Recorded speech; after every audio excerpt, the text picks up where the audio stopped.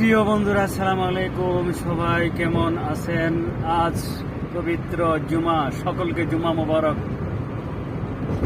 জুমার দিন বেশি বেশি দুরূদ শরীফ পাঠ করবেন সবাই। সকাল ফজর থেকে শুরু করে সন্ধ্যা পর্যন্ত, মাগরিব পর্যন্ত দুরূদ শরীফ পাঠ করবেন। অনেক সওয়াব, মাশাআল্লাহ, সুবহানাল্লাহ। আমি আজকে গিয়েছিলাম এয়ারপোর্টে, একজন সৌদিকে নামিয়ে দিয়ে আসলাম।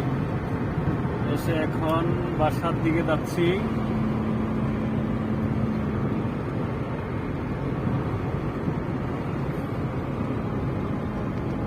প্রভু তুমি বলেছ রাসূল দেবে না